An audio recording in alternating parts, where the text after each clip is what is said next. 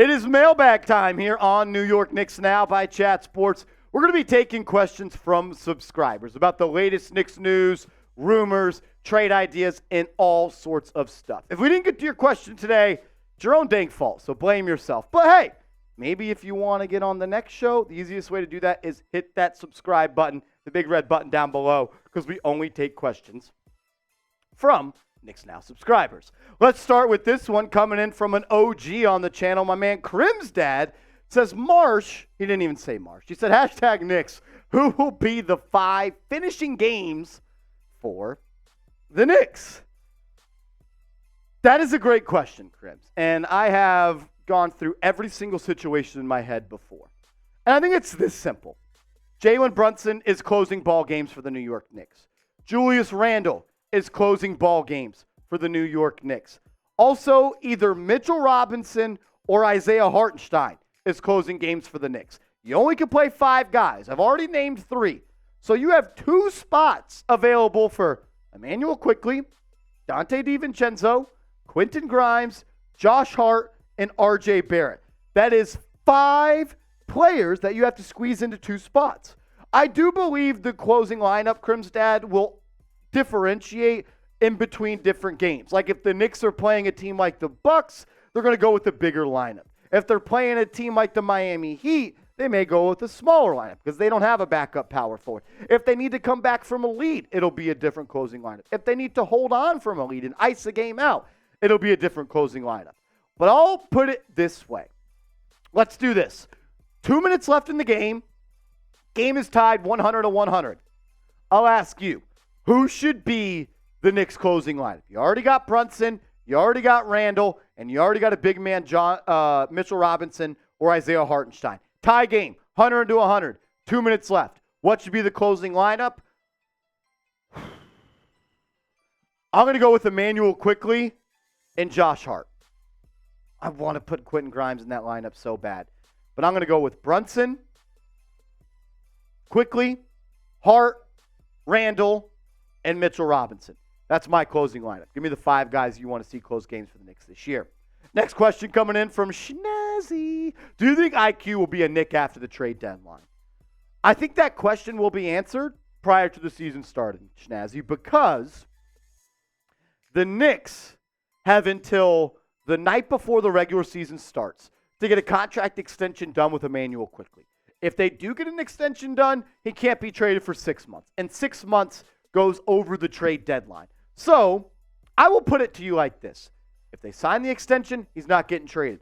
If he does not sign that contract extension, I'm going to put it at a greater than 50% chance that Immanuel Quickley is going to be traded. I truly believe that because the Knicks do not want Quickley to enter restricted free agency, some dumb team like the Rockets to pay him 5 years, $170 million, and they run the risk of losing him for nothing. This new regime led by Leon Rose is too smart and too calculated.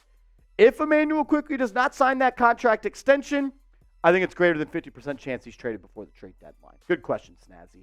Mr. Will, a real one coming in. Love the profile pictures. Hashtag Nova Knicks. Do you expect any Knicks players to run for something like Most Improved or Sixth Man of the Year or even JB Top 10 MVP? Yeah, I think the Knicks could have a player in all 3 of those races. I'm hoping that Quentin Grimes is in the running for Most Improved. I hope that Immanuel Quickley is once again in the running for Sixth Man of the Year. He finished second last year to Malcolm Brogdon. And I'm hoping that Jalen Brunson is a top 10 MVP candidate. I honestly think he was a top 10 MVP candidate this year. You take Jalen Brunson off the Knicks, I don't think they win 40 games.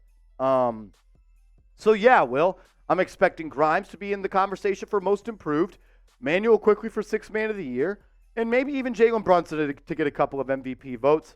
I'm damn sure expecting Brunson to be an All-NBA player this year.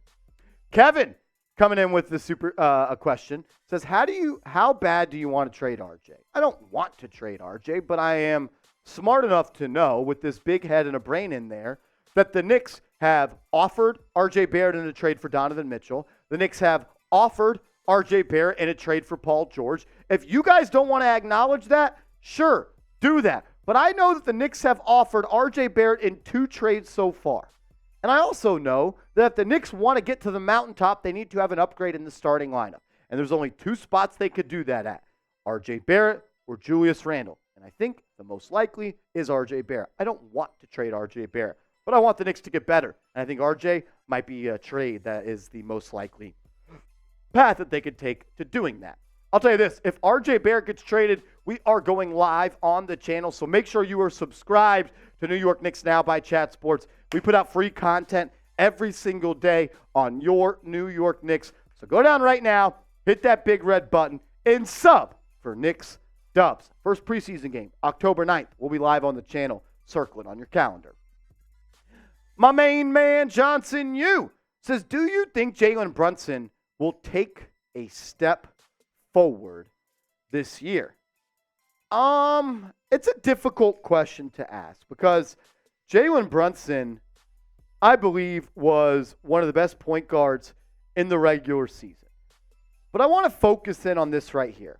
In the final 34 regular season games of the regular season, because it is the regular season games, in those final 34 contests, Jalen Brunson averaged 27.8 points per game, 5.8 rebounds per game, shot 51.7% from three, 45.6% from downtown, and he shot 5 threes per night. That's Steph Curry shit. 45+% from three and 5+ three-pointers a night.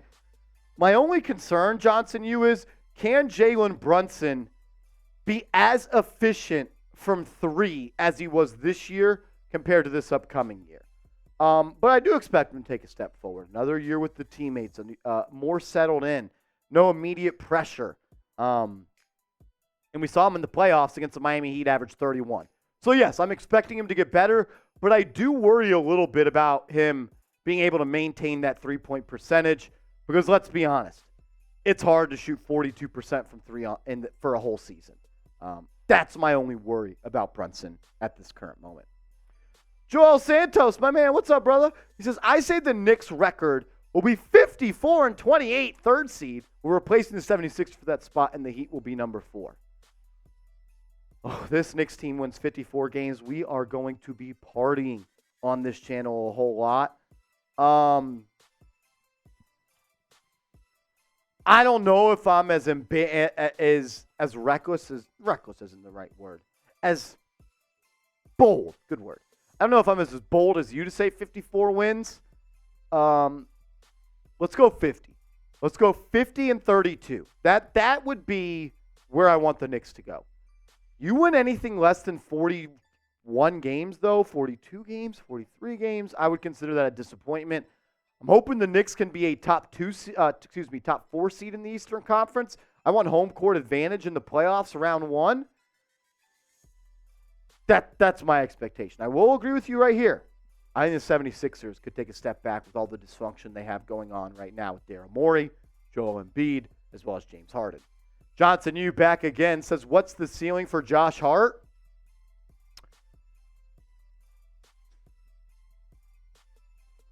The ceiling? He becomes a real knockdown three-point shooter, and he shoots more than 2 threes per night. I think we all know that when Josh Hart got traded to this team, the Knicks instantly became one of the best teams in the NBA, and they were so in every single advanced metric once he was traded from the Blazers to the Knicks. But I don't think that Josh Hart is done as a player, getting better and evolving. He's 27 years old. He just played in the playoffs for his first time in his career. He's now playing with Team USA, hanging around all those talented players. Become a little bit better of a passer. Cut down on the turnovers. Add a little bit more to your offensive bag and be a more willing three-point shooter and up those percentages. I think that's fair. What's the ceiling? Can he ever be a borderline all-star? That may be a little ambitious, but I think it's possible. Could he maybe be an all-defensive team one year? Shoot, Derek Wolf. What's his name? Derek White? The dude for the Celtics? If he can make an all-NBA defensive team, why can't Josh Hart? I saw Josh Hart shut down Donovan Mitchell in round 1 of the playoffs. What's the ceiling? All NBA defense. I think that is the ceiling for Josh Hart. I really do. NBA 40% shooter from 3. be the best rebounding guard in the NBA? Just get better at everything he does. He's 27. He's not 34. He's not done getting better as a basketball player. I appreciate everybody that's tuned in to New York Knicks Now by Chat Sports. If I didn't get to your question today, I'll answer it over on Twitter. Just give me a follow at @MarshallGreen_ and send me a DM, and we'll see you later. Go Knicks.